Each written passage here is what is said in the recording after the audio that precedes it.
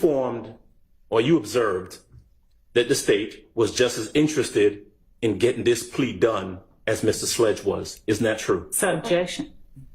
Go ahead. Objection. It calls for speculation about the state, and whatever his observation is or belief was is not pertinent to any material. Sustained. Okay. Was it your observation that the state wasn't really concerned with Mr. Sledge, they really wanted Mr. Williams? Sustained. That's crazy. And I have a motion as it relates to that.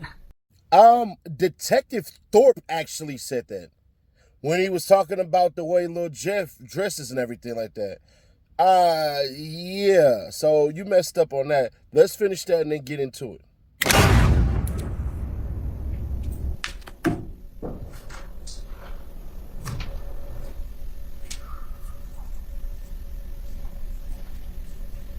Sustained. Ask your next question. Okay, I thought you were waiting on the emotion. All right. Before Mr. Sledge was brought out into court on that video that we saw and entered the plea, I know there wasn't a proffer session, but separate and apart from that proffer agreement, the one we talked about earlier that was mailed to you, did you ever get an email from the state saying, hey, we want to talk to him before he enters a plea? I'm not sure if they asked, but on the same token, my client never expressed an interest in talking to him. So I can't necessarily say it was the state or the defense that kept that conversation from happening. Ultimately, the conversations really were just the negotiations back and forth. Okay. I got a question I want to jump ahead and ask you about first and then come back to the plea. So the plea is entered on December 28th, 2022, right? Yes. You had that meeting that was talked about on June the 9th of 2024, Correct. Right? At any point between December 28th of 22 and June the 9th of 2024, did the state ask you to bring your client in for an interview? Objection, Your Honor, relevance. I don't believe so. I know we didn't meet with the state until we ultimately did in June of this year. But we always just sort of figured we were standing by, and it was always our hope we weren't going to have to testify. So we were hoping, hey, we're on the sidelines and we're no longer relevant in this. And then ultimately it was this year that they said, we need to sit down with you, and yes, you will be testifying. In 2024? In 2024. In the middle of the trial? Objection, relevant.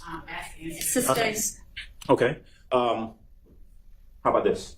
Did the state ever send you any questions that they might want to ask your client? Objection, Your Honor. Relevance as to whether or not the state ever sent any questions. All right. So move on to your next question. You knew when the plea was entered in December of 2028 that Mr. Sledge was a potential witness to be called at trial. Is that right? Correct. Okay.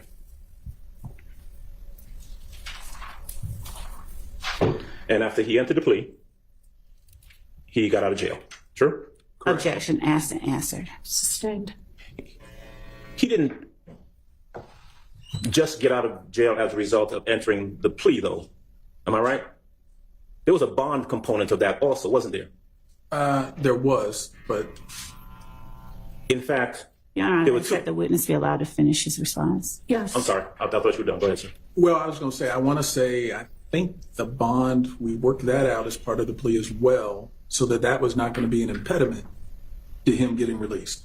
So, in other words, it really sort of was all connected. His plea was on count one, the RICO plea, the RICO charge, right? Uh-huh. He also pled guilty on count 30, the possession of a firearm by a convicted felon charge, right? Correct. He was sentenced on count 1. Correct.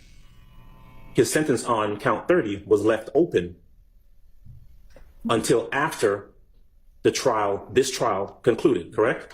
Correct. In my practice, I find that it's not atypical for states when they do enter into an agreement with a defendant to try to have something held over so that the defendant's participation, they can make sure the defendant just doesn't show up and show out. They come and do what they indicate they're going to do. And therefore, count 30 being held open was not atypical. Right. There was any kind of a good faith basis to ask that question and to think that was a proper question for this witness to be able to answer. But Ms. Lev, with regard to what you propose is any kind of curative or admonishment, I mean, I don't know what that would be. I would ask that the court admonish Mr. Adams in front of the jury that the statement he made regarding the intentions of the state as they relate to Mr. Sledge and Mr. Williams were improper statements by counsel, that in those types of statements, the jury is to remember they are not evidence, but that Mr. Adams should not have made that statement in front of the jury. Okay. And So they weren't statements. It was a question. It was just an improper question. And 17.875 talks about statements of prejudicial matters not in evidence. And Your Honor, it's not, there's nowhere in evidence. With regard, though, to an admonishment, any instruction I give is just going to highlight it again for the jury. So is that really what you want? Why don't I just admonish Mr. Adams privately not to pull anything like that again, or you will get admonished in front of the jury? Would that suffice for now? Yes, it does. Thank you. Okay. Are there other issues we need to raise? I just like to I'll say, let Mr. Steele if you want. Okay. just before the court, or if you'd reconsider, Mr. Copeland made it clear in his testimony that the police wanted Mr. Jeffrey Williams, that all of, he realized. Yeah.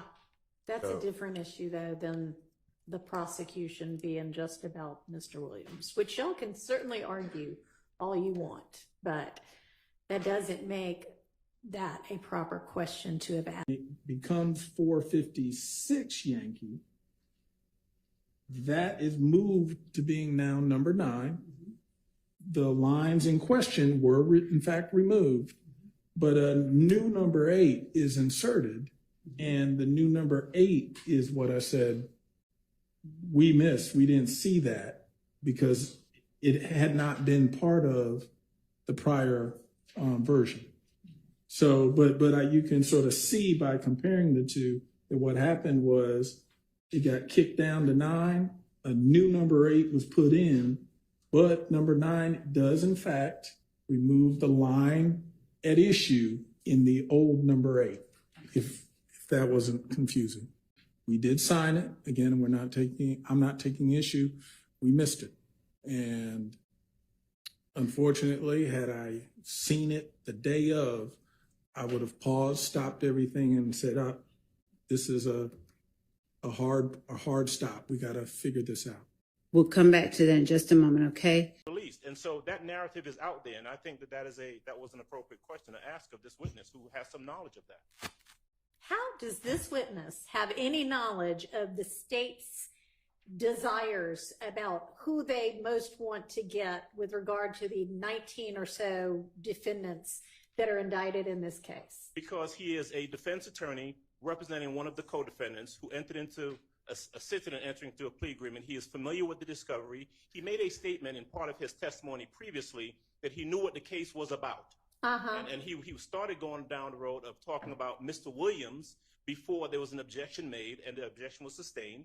And so he does have knowledge of that. He knows about the case. He knows that Mr. Williams is alleged in this indictment and by the state's narrative to be the head of this YSL organization. And he knows that the plea agreements have been to the benefit of the co-defendants who have pled and to the detriment of Mr.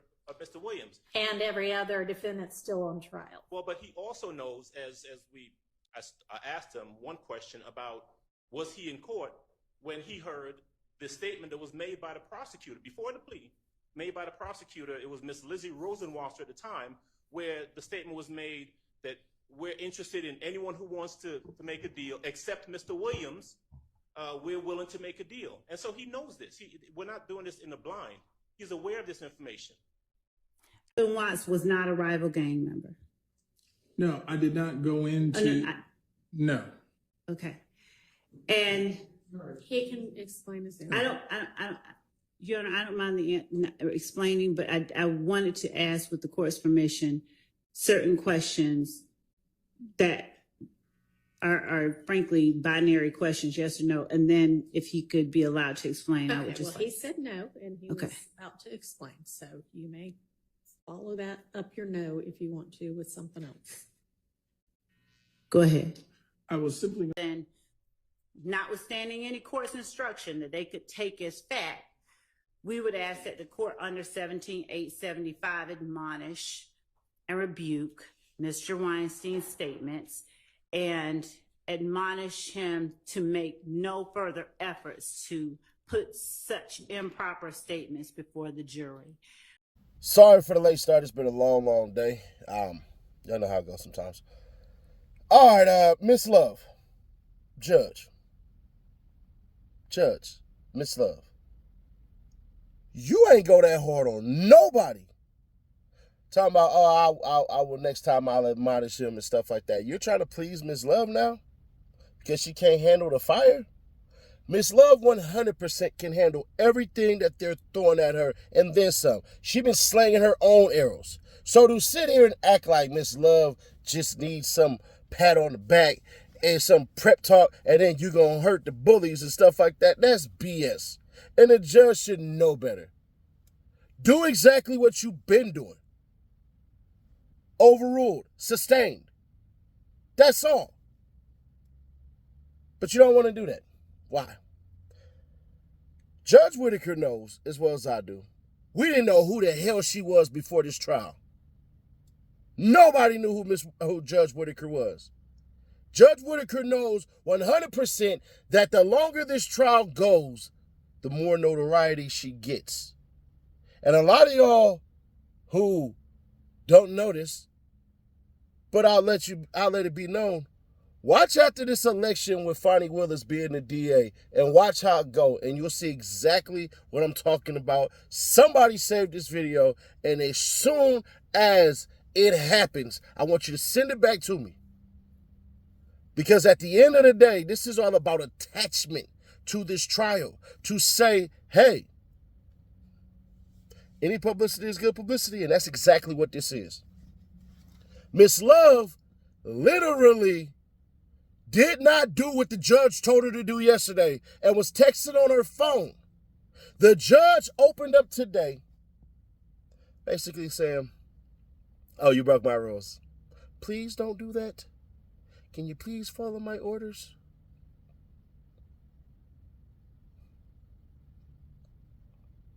It's like y'all didn't believe, and it's not saying the people watching this, but it's like we all couldn't believe it was this freaking bad. We knew it was bad, but not this doggone bad. Bruh, the fact that you wanted to admonish him, but you didn't admonish Miss Love for nothing, basically, is insane to me. You gave her Brady material VHS. But you're going to talk crap, and then you're possibly going to talk about holding Keith Adams in contempt of court if he does something like that. Because that's what happens next, by the way, in case y'all didn't know. Yeah, holding him in jail. Probably doing about over the weekend kind of stuff. But she was definitely going to threaten him with jail. And something telling me she's going to do that to one of the people on defense. Who? I don't know. I don't think it's going to be Harvey. Harvey too slick for that. Y'all realize he's been kind of just sitting in the back chilling. But either way it goes, let's get into what actually happened today. We all got to give MOUNK TOUNK an apology. We do. So that's my bad on him, because what we didn't know is what we didn't know until we knew today. We thought he got on that stand and basically did some dumbass actions and got caught up for it, and that is not what happened. And I hate to say this because them dudes have a relationship as far as this by attorney and representative and stuff like that. I hate to say it this way. If I'm MOUNK TOUNK, I fire that lawyer, bro. I fire his ass. Unless he just gave you a sweet deal and it is what it is. You out. You out, basically. You got out of the RICO, you out. Because the fact that your lawyer missed something, now ultimately it does fall on MOUNK TOUNK. It does. Because before you read that plea deal, you're supposed to go over it. Your lawyer is just the advice man. But we trust them so much because we pay them so much money. So that's how it goes. So technically it's his fault, but really that falls on the damn lawyer.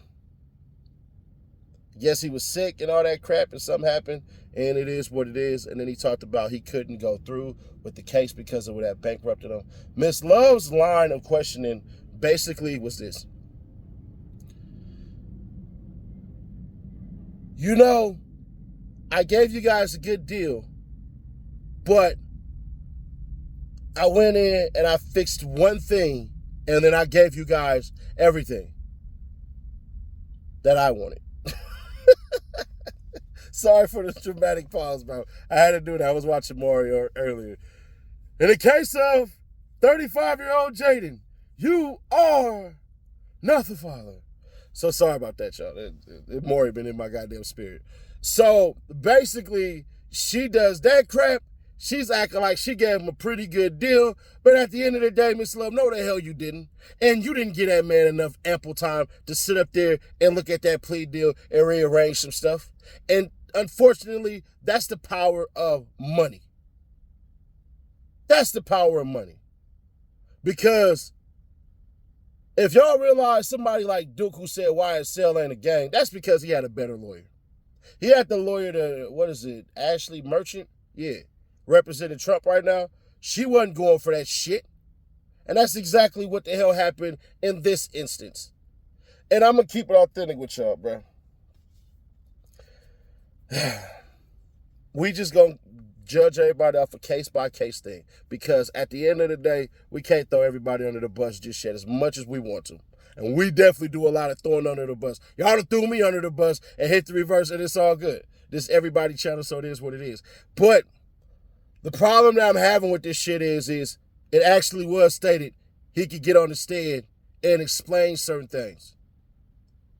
You said that, hey, he got on there threatening cats with guns and stuff like that because this was YSL related. Then MOUNK tried to get on there and act like he was player. Nigga, no. You was up. Y'all did exactly what has started a lot of wars. Y'all ready to slang iron over some pussy. You go back, you look at my section, how our war against a certain section got started, allegedly because of a girl, a fist fight that led to shooting, and then next thing you know, a damn near 40-year war that has led to thousands of young black men dying. So, MOUNK TOUNK, eat that shit.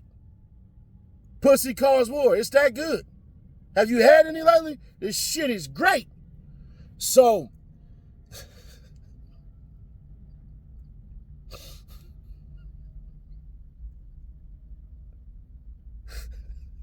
sorry. So, yeah, bruh. But it is what it is. Miss Love, you've been misleading the whole entire time. You've been doing that. Her whole shit was basically, the emails are good, I gave you all of this stuff, and that is what it is. What everybody else did on the defense side was delved into the mind. It actually, and I hate to say it, it looked good that this lawyer is up here. Because that was coercion. It was. Now, granted, that lawyer should have been better than that. I think we can all agree here. But at the end of the day, you telling me I'm facing 35 years, I got a chance to get out, my mama's sick, I ain't seen my kids and shit, I'm 41 years old, I ain't gonna make it. That's a life sentence. I'm facing an elbow. Now, granted, a lot of y'all gonna be like, it's gang. Y'all would be right. But the problem with that is this happened over 10 years ago. Now, some of these cases have happened, not over 10 years, I'm lying. over 5 years ago, over 4 years ago. They already went to jail. They already did their time. So you're not thinking to yourself, damn, I got out of jail. I did my time. I came back home. Now I'm going back to jail for some shit I already did. It's not like the feds picked up the charges. That's not the case. They just basically made up a conspiracy. But at the end of the day, and this is why y'all cats gonna start seeing less and less gangbangers jumping on these interviews and saying, I'm gang, gang, gang. I'm a Crip, I'm a Blood, I'm a whatever. They gonna stop doing all that because these interviews, these social media posts, all of this crap where y'all identifying yourself, y'all rock with y'all gang, I'm going to tell you now, don't do that shit online no more. Because the moment that you go to prison with a homie or two, or you go to prison on some BS and it seemed like this person was from somewhere, they're going to tie all that shit in. One of the new things that's happening with the RICO is you watching right now. Your next door neighbor is from a gang and you're from a gang. Y'all get into a shootout. You smoke your neighbor. Well, you don't smoke your neighbor. You put a bullet in your neighbor, you go to jail, you do your time. Around the corner, the same thing happens. You got a family member who's a part of your same gang, and your neighbor's cousin stays on the goddamn other side of the tracks too, and your cousin shoot him and get away with it.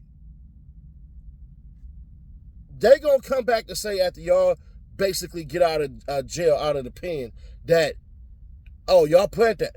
Because y'all part of a gang and they're part of the rival gang. Not knowing these are literally separate instances. This is exactly what has been happening the whole entire time. Do I think that the defense is doing a good job of articulating that? That's for interpretation for y'all. But honestly, in my opinion, they're not doing a great job of it, but they're doing an all right job. It's really that the prosecution has a terrible, shitty, weak-ass case, and they're trying to defend against bullshit and make note of bullshit and point it out as bullshit, but the state has so many things that they can say they can use that is at their disposal that it's not a fair match. It was never fair to begin with, because if you say that, hey, this is a gang and this is what they do, I'm guilty until proven innocent because they have been in jail not on bond at all. And that's the effed up part. And when she sat up there with her goddamn lying ass and said, we're not saying this is about Thug, why Thug ain't get a plea deal? Miss Love, y'all never offered Young Thug a plea deal. Granted, he wasn't going to take one any goddamn ways. But still, y'all never even offered him one.